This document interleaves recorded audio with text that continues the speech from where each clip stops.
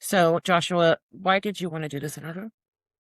I wanted to come and address some of the questions that people had and some of the controversies that have been spoken about from some of the other interviews that I've done.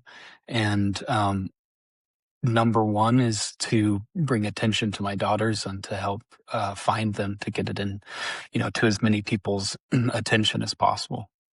Oh, if you could just take me back to July 21st, to the day of the incident, and just kind of walk me through how that day went, if you don't mind. Yeah. So we woke up and it was just a really normal day, what felt like a really normal day.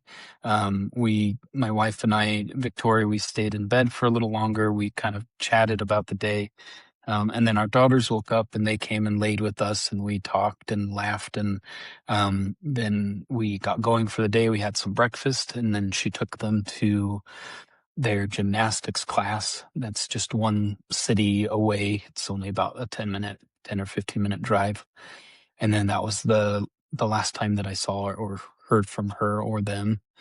I uh we were supposed to go to an appointment together later that day, and I had tried to touch base a few times but didn't hear from her. I just kind of assumed that maybe they had gone from gymnastics to swimming. It's in the same building. But as the day went on, I just didn't hear from her.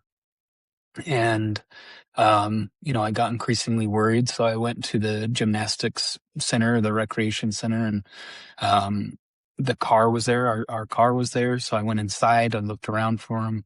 And then I spoke with a member of the staff who had let me know that she had left, hours before I got there.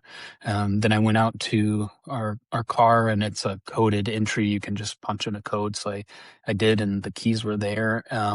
And their car seats were gone. At that point, this is where the kind of the controversy comes in, because you didn't immediately call 911. Um, because I had gone through this before with her. In May, just a few months prior, she had left, not under identical circumstances or anything, but similar, where she left and I didn't hear from her for a long time. So I started calling and reaching out, and I didn't hear anything back from her. And so I did call the police at that time. And the police advised me that she had custody of them. She was their mother. We were married. She's an adult. And so they would be on the lookout. And if they had seen her or heard from her, they would have her reach out to me. And that was kind of the end of their involvement. Despite me calling many times that night back and forth to them, that was still their same story was, yeah, we've looked around. We don't know where she is. And we'll let you know if that changes. And that was it. And so, because this was kind of a pattern thing that had happened before, something that had happened even earlier in our relationship before as well, my instinct wasn't to call the police first. My instinct was to try and get a hold of her, to try and reach out to her. And when that didn't work, and it didn't work for me to reach out to, her family, I reached out to an attorney to ask what the best way to go about doing this was, to be taken care of by the police, to be taken seriously by the police, and also to do things in a way that that didn't necessarily put her in legal danger or jeopardy. I had held out the hope for many, many months that things would be okay, that we would be able to reconcile and be able to, figure things out and go forward. That's a lot of information. And I want to go back to May. All Mhm. right. So May, you provided me with a 911 call from May. Yes. And I'm gonna play that. But I just kind of want you to tell me what exactly led up to that. Give me some more information. Was there some sort of argument? And did she just disappear with no explanation like this?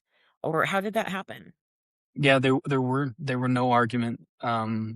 She did just disappear without explanation. I didn't know what was going on, and the audio that you're about to play of her 911 call, I did not know about or hear about for many, many months. The police never reached out to me when I called the police to ask for their help in finding her. They mentioned nothing about her calling me. I have never been questioned about the allegations she makes in that phone call. And, within like 20 or so hours of her making that call, she was back home, had made no mention of that call to me. And things were normal aside from this big question mark of what was going on and, the worries that I had. Sorry to interrupt you. I just want to make sure that we're clear, everyone's clear here. So in May, you come home and you find that your wife is not there and your children are not there, and you start making phone calls. There's no argument that preempted this. You have absolutely no idea what's going on. Is that right?